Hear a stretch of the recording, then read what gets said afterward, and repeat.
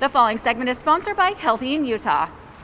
Is there a safe way to celebrate Halloween this year? Everything is a little bit crazy during 2020. That's why we brought in Dr. Ellie Brownstein from the University of Utah. She's a pediatrician. Thank you so much for joining us today. Glad I could come. Okay, so this year is a little wacky. It is. We're seeing different things, different celebrations, different traditions. Do you think, in your opinion, that we can still celebrate Halloween safely, or what are some of your tips to have a safe year? Yes, we can celebrate Halloween safely, but that may look a little different this year. Big things is, especially with our transmissions rates in Utah being high, They're skyrocketing. you really, want to avoid gatherings of more than 10 people. I would be incredibly cautious and avoid indoor parties, indoor gatherings, especially when you can't wear a mask and eating things like that. So you want to find ways that you can celebrate in your own family or in very small groups or outside should the weather be good. Things I could think of would be, ways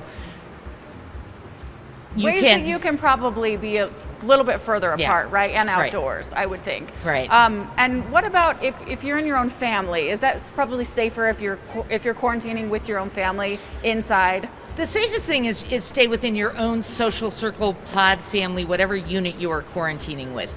You could play games with your kids and earn candy that way. You could make a scavenger hunt in your house or backyard and make it a fun way to gather things. Other ways are you could actually tour houses that are decorated. That's a good idea. Outdoors. Yes, outdoors.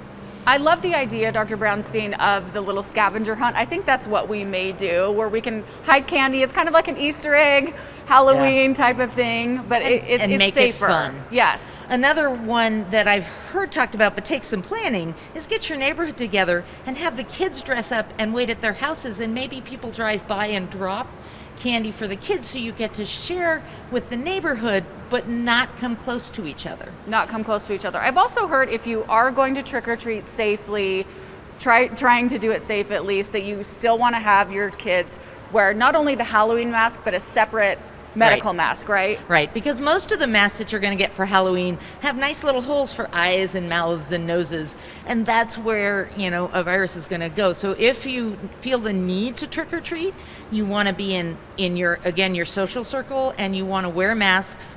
And I would even think if you're going to knock on someone's door, you maybe then back up after you've knocked, so you don't have to come in close with that neighbor, and then maybe the neighbor could come outside and put candy in your child's bag rather than reaching into a bowl that you're all sharing. And sure. Lots of good hand washing and sanitizing, but leave your masks on. Yes. And stay apart from each other. Stay apart. That was going to be my next question too, with hand washing. How do we keep these kiddos safe during this time? Sanitize between, say, every house. Avoid, one thing is people often the kids reach into a bowl. Well, if all those hands are reaching in together, you're going to share germs that way.